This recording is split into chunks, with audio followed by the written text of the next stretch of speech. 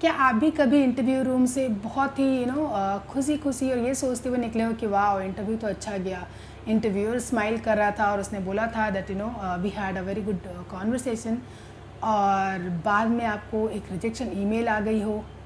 अगर ऐसा हुआ हो तो मैं बता दूं कि ज़रूरी नहीं है कि आपका इंटरव्यू इसलिए ख़राब गया, आप इसलिए रिजेक्ट हो गए क्योंकि आपको आंसर्स नहीं आते थे, but probably the reason could be कि आप इंटरव्यू का प्रिपरेशन गलत तरीके से कर रहे थे।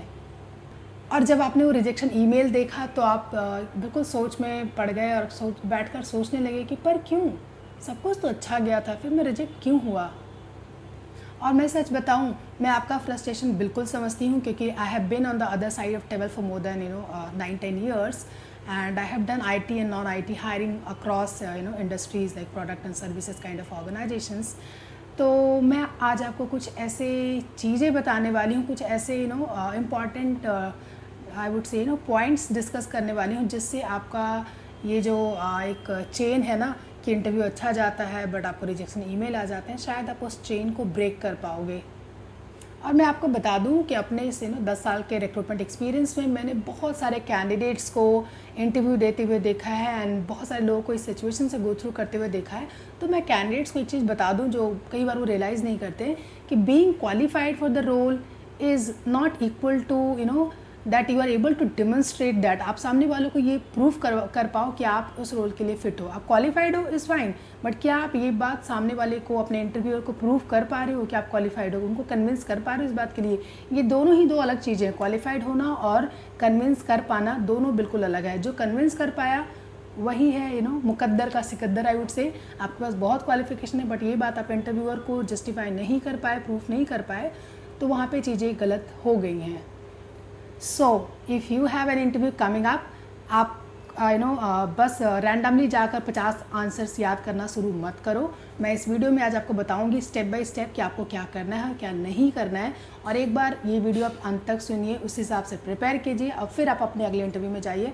आई कैन बेट यू कि आप खुद रिजल्ट देखोगे कि क्या पहले आपका जो इंटरव्यू देने का तरीका था उसका क्या रिजल्ट था, और अपने ये नए जो मैंने 7 स्टेप्स आपको बताए हैं उसको फॉलो करने के बाद आपका रिजल्ट कैसा रहा, बहुत डिफरेंस आपको दिखेगा। And stay till the end of this video because I am also going to tell you questions which look simple but tells a lot about you to the interviewer. तो बात करते हैं step 1 की। सबसे बड़ी गलती जो मैंने ज़्यादातर कैंडिडेट में नोटिस किया है कि वो सबसे पहले जैसे उनका इंटरव्यू शेड्यूल होता है वो रैंडम क्वेश्चंस का आंसर्स ढूंढने लगते हैं और उसे याद करने लग जाते हैं। तो सबसे पहले स्टेप 1 में तो यही है कि आप इस तरह के रैंडम क्वेश्चंस और आंसर्स याद करना बंद करो। Before preparing for questions understand the JD को लो और उसे 3 बकेट में डिवाइड करो। बकेट नंबर 1 है जिसमें आप must have skills note down करो, जैसे कि वो स्किल जिसके बिना हायरिंग वो करेंगे ही नहीं। बकेट नंबर 2 है गुड टू हैव स्किल्स, वो स्किल्स हैं जो अगर कैंडिडेट में है तो कंपनी बहुत ज़्यादा खुश होगी, इंटरव्यूअर बहुत ज़्यादा खुश होगा, वो एडिशनल है जिसे हम कहते हैं cherry on the top. And bucket number 3 है रेस्पॉन्सिबिलिटीज़, बिजनेस रिस्पॉन्सिबिलिटी को समझने की कोशिश करो क्योंकि वहीं से आप जो भी आंसर दोगे ना उन्हीं रेस्पॉन्सिबिलिटीज़ को रिलेट करोगे तो आपके आंसर्स बाकियों से काफ़ी अलग होंगे। ज़्यादातर कैंडिडेट देखो मस्ट हैव स्किल्स ज़्यादातर कैंडिडेट ज़रूर देखते हैं क्योंकि उसके बिना वो कैसे प्रिपेयर करेंगे, उसके बिना पे ही तो वो लोग क्वेश्चंस ढूंढते हैं और उसके आंसर्स याद करते हैं। तो I know they do that. Good to have skill भी थोड़ा देखते ज़रूर हैं, भले ज़्यादा फोकस ना करते हूँ। बट बिजनेस रिस्पॉन्सिबिलिटी समथिंग जो ज़्यादातर कैंडिडेट मिस करते हैं। पर मैं बता दूँ कि बिजनेस रिस्पॉन्सिबिलिटी ही वो पॉइंट्स हैं जो आपको बाकी जो लाइन में बहुत सारे कैंडिडेट्स हैं ना आपको उनसे वो अलग कराएगी। और याद रखिए कंपनी आपको सिर्फ इसलिए हायर नहीं करेगी क्योंकि आपके पास टेक्निकल स्किल्स हैं, पर आपको इसलिए भी हायर करेगी क्योंकि आप बिज़नेस को समझते हो और बिज़नेस की प्रॉब्लम्स को समझने की कोशिश करते हो और उसके लिए आप प्रूव करते हो कि आप उनके प्रॉब्लम को जब भी वो आपको हायर करेंगे तो आप उनके प्रॉब्लम्स को सॉल्व कर पाओगे, आपके पास वो कैपेबिलिटी है। मैं चाहती हूँ कि जब आप जेडी को देखो तो अपने आप से एक सवाल करो जेडी को देखने के बाद कि इनके बिज़नेस में ऐसा क्या प्रॉब्लम आ रहा है जो ये फ्यूचर में मुझसे सॉल्व कराना चाह रहे हैं। ऑब्वियसली अगर वो आपको हायर करें तो कुछ तो ऐसा है जो आपसे वो करवाना चाह रहे हैं, सॉल्व कराना चाह रहे हैं। तो just try to figure out कि ऐसा क्या प्रॉब्लम इनके बिज़नेस में आ रहा है जो मैं जाकर सॉल्व कर सकता हूँ। अगर आप ये ढूंढ लिए ना तो यकीन मानिए कि आपके ज़्यादातर आंसर जो आप दोगे ना वो सही होंगे और इंटरव्यूअर को इम्प्रेस करेंगे और आपके सिलेक्शन के चांसेस काफ़ी बढ़ जाएंगे। तो business understanding is mandatory from the JD itself, और बाकी आप कंपनी रिसर्च तो करोगे ही। स्टेप 2, जो ज़्यादातर कैंडिडेट जानते हैं कि किसी भी इंटरव्यू में जाने से पहले आपको कंपनी रिसर्च करनी चाहिए, बट मैं एक रिमाइंडर दे दूं कि कंपनी रिसर्च का ये मतलब नहीं है कि आप बिना डायरेक्शन के आप 2 घंटा वेस्ट करो कंपनी रिसर्च में, और उनकी वो किस दिन फाउंड हुए थे, वो मतलब कंपनी का डेट याद कर रहे हो, बहुत सारे कब क्या चेंजेस हुए थे। Don't do that, just go point by point, जो आपको लगता है कि आपके लिए रेलेवेंट है। जैसे कि अगर प्रोडक्ट बेस्ड कंपनी है तो उनके प्रोडक्ट्स के बारे में जानो, उनके प्रोडक्ट से यूज़र कौन है, कस्टमर्स कौन है, आप समझ रहे हो, इन चीज़ों को जानने की कोशिश करो, ना कि वो कब इस्टेब्लिश हुई थी, उसके से 10 से 15 उनके जो सीनियर एग्जीक्यूटिव लीडर्स हैं उनके नाम याद करो, वो सब वो कोई मतलब नहीं देता। बट वो मतलब ऐसी चीज़ें रिसर्च करो जो आपको काम आएगी ड्यूरिंग इंटरव्यू। अब मैं आपको एक बहुत ही इंपॉर्टेंट ट्रिक देती हूँ अबाउट द कंपनी रिसर्च, क्योंकि देखो आपको याद रखना है कि आप किसी भी इंटरव्यू के लिए जाते हो तो आप इकलौते कैंडिडेट बिल्कुल नहीं होते हो, वहाँ पे और भी कैंडिडेट लाइन में होते हैं, कंपटीशन में होते हैं, और अगर आप चाहते हो कि उन सब से आपका आंसर अलग हो और आप अलग इंप्रेशन क्रिएट कर पाओ, अच्छा इंप्रेशन क्रिएट कर पाओ, तो आप ये वाला ट्रिक यूज़ कर सकते हो कि बस बेसिक कंपनी सर्च मत करो, आप ये सर्च करो कि उनकी करंट बिजनेस प्रायोरिटीज़ क्या हैं, और जब आप आंसर दे रहे हो ना तो उसको अपने करंट रोल से इसको थोड़ा सा रिलेट करो, अपने रिस्पॉन्सिबिलिटी से थोड़ा सा रिलेट करो। यही वो आंसर होगा जो आपको, फिर मैं हर स्टेप में कुछ ऐसा बताऊंगी जो आपको बाकियों से अलग करेगा। तो आप ट्राई करना कि उनकी करंट बिजनेस प्रायोरिटीज़ को समझो और उससे अपने रोल्स को थोड़ा सा कनेक्ट करने की कोशिश करो। अब बात करते हैं स्टेप 3, जो कि बहुत इंपॉर्टेंट है, बट बहुत सारे कैंडिडेट इसको बहुत लाइटली लेते हैं। Tell me about yourself. ये क्वेश्चन आई थिंक जैसे ही आप इंटरव्यू रूम में एंटर करते हो तो आपसे पूछा जाता है, और आपको लगता है इसमें क्या है, ये तो बहुत सिंपल है। हाँ, ये बिल्कुल सिंपल है, बट फिर भी ये इतना सिंपल क्वेश्चन बहुत सारे कैंडिडेट्स गलत आंसर करते हैं। एग्जाम्पल देती हूँ ना मैं आपको। बहुत सारे कैंडिडेट को मैंने ऐसा बोलते हुए सुना है ड्यूरिंग देयर इंट्रोडक्शन कि वो बोलते हैं, मैम मेरा नाम XYZ है और मैं दिल्ली से बिलोंग करता हूँ, एंड मेरा जन्म 1995 को हुआ है। उस टाइम पे पता है इंटरव्यूअर, एक रिक्रूटर के दिमाग में क्या चल रहा है, वो कहना चाहते भाई कट द क्रैप, तू महात्मा गांधी नहीं है, हमें नहीं जाना तू कब जन्म लिया था, कहाँ जन्म लिया था, तेरे माता पिता कौन थे। इससे कंपनी का कोई फ़ायदा नहीं होने वाला। तो आपको जो भी आंसर दे रहे हो उसको ये सोच कर दो कि क्या इससे इंटरव्यू मेरे बारे में क्या जान पाएगा, इससे उनकी मतलब कौन सी कैपेबिलिटी मैं अपने बारे में इससे बता पा रहा हूँ। कई सारे एक्सपीरियंस कैंडिडेट अपनी पूरी एक्सपीरियंस हिस्ट्री बताना शुरू कर देते हैं, पहली कंपनी की ये थी, दूसरी ये थी, तीसरी ये थी। मैं कहती हूँ इस क्वेश्चन को हल्के में लेना बंद कीजिए, इसको अपनी ऑटोबायोग्राफी बनाना बंद कीजिए। पता चला 5 मिनट से आप बोल भी रहे हैं और इंटरव्यूअर अभी भी सोच रहा है कि why should we hire you, क्योंकि इसका तो कोई जवाब आया ही नहीं इस आंसर में। तो इसको आप बहुत ही अच्छी तरीके से प्रिपेयर कीजिए, और अगर आपको प्रिपेयर करने के लिए हेल्प चाहिए तो मेरा एक फॉर्मूला याद रखिए। जब भी आप अपना ये वाला आंसर प्रिपेयर कर रहे हो तो मेक श्योर करो कि आप उसमें पहले अपना प्रेजेंट के बारे में बात करो, फिर पास्ट के बारे में बात करो, फिर अपने अचीवमेंट्स के बारे में बात करो जिसको हम प्रूफ बोलते हैं, और फिर बात करो अपने फ्यूचर के बारे में। अगर मैं इसका शॉर्ट फॉर्म बोलूँ तो इसका नाम है PPF। ये बहुत ही सिंपल सा फॉर्मूला है। PPF के फॉर्मेट में अपना इंट्रोडक्शन प्रिपेयर करो और फिर देखो, it will be very helpful. अब बात करते हैं स्टेप 4 की, जहाँ पे मैं आपको ये बता रही हूँ कि आप अपने जो आंसर्स दे रहे हो ना, वो डायरेक्ट आंसर्स मत दो, एक स्टोरी क्रिएट करके दो। और यकीन मानो ये मेरा सबसे बड़ा इंटरव्यू टिप है, मुझे लगता है दिस इज़ वेरी इंपॉर्टेंट। अब स्टोरी का मतलब ये मत समझ लो कि कोई भी ऐसे ही बिना मतलब की स्टोरी सुना रहे हो। स्टोरी का भी एक फॉर्मेट होता है। मैं जिस फॉर्मेट की बात करी थी उसका नाम है star, STAR, star. S comes for situation, T comes for task, A comes for achievement and R comes for result। आप जो भी स्टोरी सुना रहे हो, देखो मतलब मैं तो बोलती हूँ 50 आंसर याद करने से कहीं अच्छा है कि आप 6-7 स्टोरी याद करो, या फिर मैं बोलूँगी स्टोरीज़ में अपने आंसर बताओ जो इस फॉर्मेट को फॉलो करता हो, जहाँ पे आप पहले सिचुएशन बताओ, फिर टास्क क्या था वो बताओ, फिर आप अपने अचीवमेंट बताओ कि आपने उस टास्क को कैसे करके और उससे क्या अचीव किया है, और फिर फाइनली उनका रिजल्ट बताओ। अब आप सोच रहे होगे कि इस स्टार का हम करें क्या, इससे हम स्टोरीज़ कैसे बनाएं। तो आप 6-7 प्रोफेशनल स्टोरीज़ बना लो, क्योंकि मुझे लगता है कि स्टोरीज़ में आंसर करोगे ना तो उससे आपके बहुत सारे बिहेवियरल क्वेश्चंस अपने आप बोलूँगी कवर हो जाएंगे। अब ये स्टोरीज़ बनाने किसके अराउंड है, तो कुछ ऐसे कंडीशंस होते हैं, ऐसी चीज़ें होती हैं, जैसे कि कभी ये कह दे कि कोई ऐसा टफ टास्क बताओ, टाइट डेडलाइन बताओ जो आपने हैंडल की हो, इसके अराउंड आप स्टोरी बना सकते हो। कोई कॉन्फ्लिक्ट जो आपने डील किया है उसके अराउंड आप स्टोरी बना सकते हो। कोई ऐसा प्रोजेक्ट जहाँ पे कुछ चैलेंज आया था एंड आपने उसको रिजॉल्व किया है, उसके अराउंड आप स्टोरी बना सकते हो। किसी टफ स्टेक होल्डर के रिलेटेड आप एक स्टोरी बना सकते हो। कोई एक ऐसी मिस्टेक के अराउंड स्टोरी बना सकते हो जो आपसे हुई हो और आपने उससे कुछ सीखा हो। या फिर कोई ऐसा सिचुएशन बताओ जहाँ पे आप इन्फ्लुएंस हो गए थे, उस पर इसके अराउंड बना, इस तरह के कुछ सिचुएशंस के अराउंड आप स्टोरी बनाओ। और जब आप ये स्टोरी टेलिंग में जब आप अपना आंसर बताओगे तो यकीन मानो आप अपने बारे में काफ़ी कुछ बताओगे जो वो इंटरव्यूअर सुनना चाहेगा, जानना चाहेगा, और वो आपके लिए पॉजिटिव साउंड करेगा आगे चल के। ज़्यादातर कैंडिडेट्स क्या करते हैं कि अपना 80% टाइम वेस्ट कर देते हैं सिर्फ सिचुएशंस को बताने में, और सिर्फ 20% उनके पास बचते हैं जहाँ पे वो अचीवमेंट और रिज़ल्ट की बात कर पाते हैं। उनका बाकी का 80% चला जाता है सिचुएशन और टास्क को एक्सप्लेन करने में, जबकि होना आई थिंक दूसरे साइड से चाहिए। क्योंकि याद रखिए कि इंटरव्यूअर ये जानना चाहता है कि आपने क्या किया था और उससे रिजल्ट में क्या इंप्रूवमेंट आया था, पूरी टीम ने क्या किया था, उससे उनका कोई खास लेना देना नहीं है। क्योंकि मैं आपको याद दिला दूं कि वो आपको इंटरव्यू करने के लिए बैठे हैं, आपको हायर करने के लिए बैठे हैं, आपकी टीम को नहीं। अब अगर मैं आपको अपने खुद के एग्जाम्पल से बताऊं, तो अगर मुझसे इंटरव्यूअर ये पूछता है कि कोई आप ऐसा सिचुएशन बताओ जहाँ पे आपको किसी स्टेक होल्डर ने टफ़ टाइम दिया हो, तो इसका अगर मैं ये आंसर दूं कि मेरा एक स्टेक होल्डर था, बहुत टफ़ था, उसने एक क्रिटिकल रिक्वायरमेंट दिया था, छोटी मतलब बहुत ही क्लोज डेडलाइन दी थी, पर उस पर मैं काम कर रही थी, साथ में मेरी पूरी टीम काम कर रही थी और हम लोगों ने मिलकर उस स्टेक होल्डर को हैंडल किया।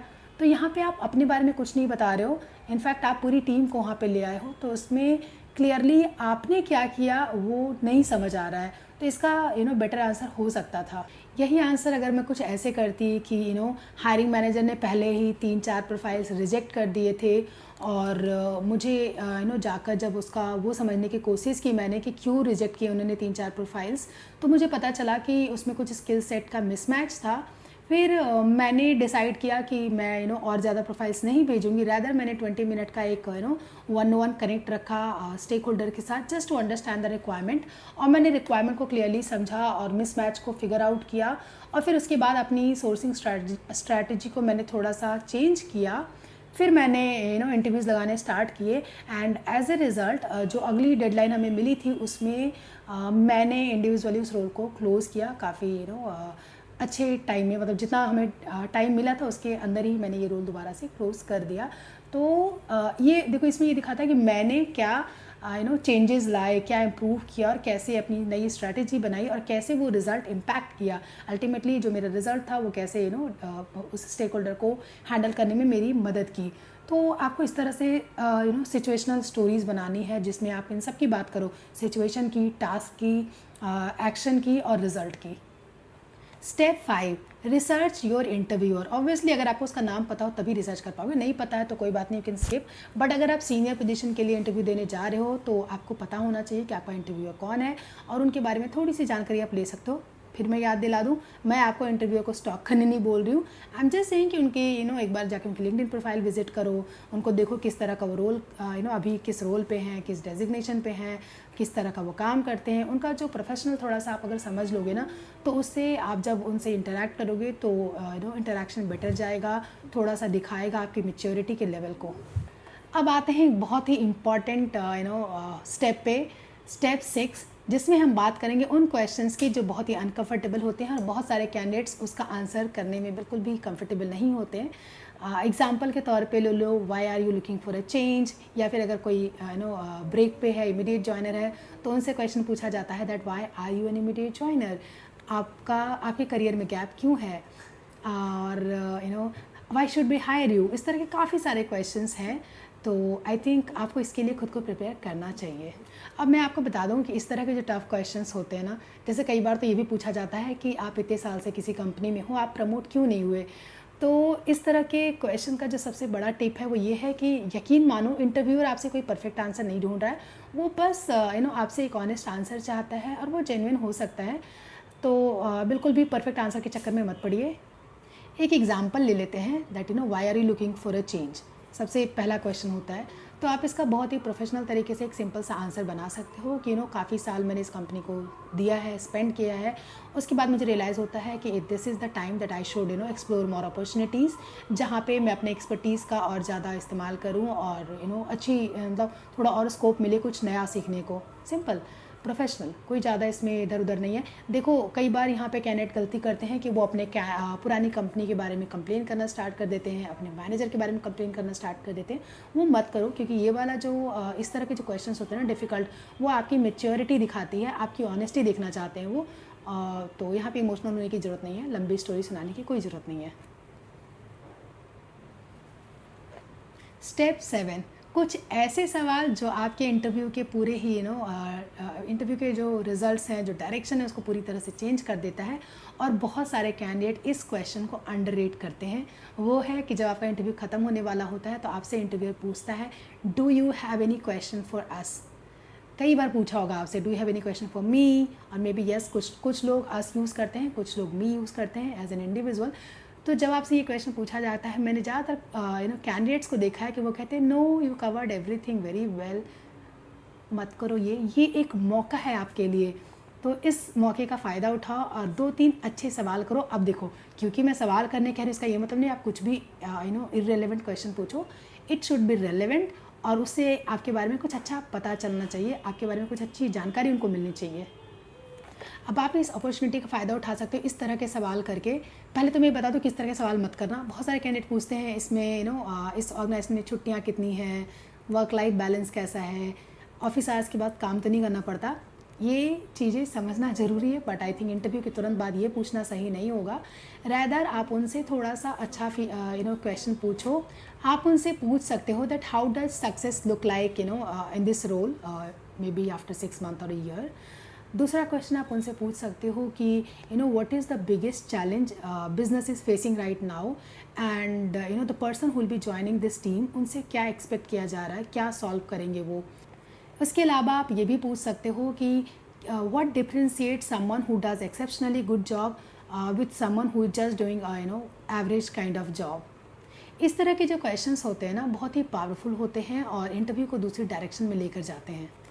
तो आज की वीडियो से जो भी चीज़ हमने सीखा है, एक रिक्रूटर चेकलिस्ट बनाते हैं कि अगर कल अगर मेरा इंटरव्यू हो तो मैं क्या क्या करूँगी। सबसे पहले तो मैं 5-6 घंटा रैंडमली बिल्कुल भी इंटरव्यू के आंसर्स प्रिपेयर करने में नहीं लगाऊंगी।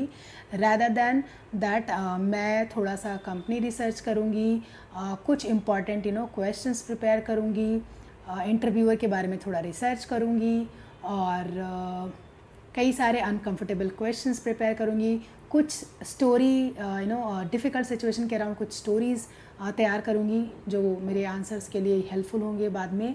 और जो लास्ट वाला था अभी जो हमने पीछे डिस्कस किया है कि जब हमें ये वाला मौका मिलता है that do you have any question for us, उसका सही इस्तेमाल करेंगे। So if you have interview tomorrow, here is a checklist which I want you to do tonight. Don't spend 6 hours like watching interview videos randomly, rather उस 6 hours को strategically आप use कीजिए। 1 hour आप spend कीजिए JD को understand करने में, 30 minutes में कंपनी को रिसर्च कीजिए, 30 मिनट्स लगाइए अपना इंट्रोडक्शन प्रिपेयर करने में, 40 मिनट 40 to 45 मिनट का आप टाइम दीजिए जो मैंने आपको स्टार मेथडोलॉजी से 6-7 स्टोरीज़ बनाने के लिए बोला था उस पर। जैसे कि अचीवमेंट्स की बात कीजिए, कोई फेलियर की बात कीजिए, कोई मिस्टेक आपसे हुई है और आपने उससे कुछ लर्न किया है उस स्टोरी की बात कीजिए, कोई टफ स्टेक होल्डर आपने हैंडल किया है उसकी बात कीजिए, और इस तरह के और भी बहुत सारे सिचुएशन बेस्ड स्टोरीज़ आप बना कर रखिए। 15 से 20 मिनट आप लगाइए अपने इंटरव्यूअर के बारे में जानने के लिए, बट वनली अगर आपको इंटरव्यूअर का नाम पता हो, बिल्कुल उनको स्टॉक मत कीजिए। और ये मेनली थोड़े से सीनियर पोजीशन पे जब आप जा रहे हो तो उसके लिए है। 20 मिनट्स का आप टाइम दीजिए डिफ़िकल्ट क्वेश्चंस को हैंडल करने के लिए, उसके बारे में प्रिपेयर करने के लिए, जैसे कि notice period, salary negotiation, why are you looking out for a change, why should we hire you, और ऐसे बहुत सारे डिफ़िकल्ट क्वेश्चंस और बहुत अनएक्सपेक्टेड क्वेश्चन आपसे पूछे जाते हैं, उसके बारे में आप प्रिपेयर कीजिए। और सबसे इम्पॉर्टेंट 10 मिनट आप स्पेंड कीजिए अपना खुद का क्वेश्चन प्रिपेयर करने के लिए। जब आपको मौका मिलता है ना कि लास्ट में 2-3 क्वेश्चन आप पूछ सकते हो, तो वो 2-3 क्वेश्चन ज़रूर प्रिपेयर। और सबसे इम्पॉर्टेंट बात याद रखिए, इंटरव्यू कोई एग्ज़ाम नहीं है जहां आपको सब कुछ आना ज़रूरी नहीं है। वो एक डिस्कशन है, एक कॉन्वर्सेशन है जहां पे इंटरव्यूअर आपसे जानना चाहता है, आपको समझना चाहता है कि आप प्रॉब्लम सॉल्व कर सकते हो या नहीं। जो भी बिज़नेस प्रॉब्लम वो लोग फेस कर रहे हैं, क्या आप उसको सॉल्व करने में फ्यूचर में मदद कर पाओगे एज एन एम्प्लॉय। और आपके बारे में आपकी पर्सनालिटी समझना चाहता है, जो जॉब रोल से रिलेटेड हो, कुछ भी जो भी आपसे क्वेश्चन पूछ रहा है उसको थोड़ा कहीं ना कहीं बिजनेस से रिलेट कीजिए। आप उनको ये प्रूफ कीजिए कि आप बिजनेस समझते हो, ना कि सिर्फ आपको टेक्निकल स्किल्स आता है। साथ ही साथ आप बिजनेस उनकी प्रॉब्लम्स को समझ सकते हो और सॉल्व करने में अपना योगदान दे सकते हो। सो नेक्स्ट टाइम अगर आपका इंटरव्यू है तो आप 50 रैंडम आंसर्स याद मत कीजिए, रैदर आप एक 3-4 स्टोरी, अपना सेल्फ इंट्रोडक्शन और कुछ एविडेंस, कुछ अचीवमेंट्स इस तरह की और इससे रिलेटेड क्वेश्चंस और आंसर्स प्रिपेयर कीजिए और अपना इंटरव्यू का अपने इंटरव्यू को क्रैक करने के लिए अपना बेस्ट प्रिपरेशन दीजिए। अगर आपको मेरा आज का ये वीडियो हेल्पफुल लगा हो तो प्लीज़ मेरे वीडियो को लाइक कीजिए, कमेंट कीजिए और कमेंट में सबसे इम्पॉर्टेंट मुझे ये बताइए कि आप मुझे अगली वीडियो में एग्जैक्टली क्या देखना चाहते हैं, इंटरव्यू से रिलेटेड या किसी भी चीज़ से रिलेटेड। अगर मुझे कमेंट अच्छा लगा तो मैं शायद अपना अगला वीडियो उस पर ही बनाऊँ। और प्लीज़ मुझे सपोर्ट करते रहिए, मेरे चैनल को सब्सक्राइब कीजिए। Thank you so much. Till then keep learning, keep growing and all the best for your career.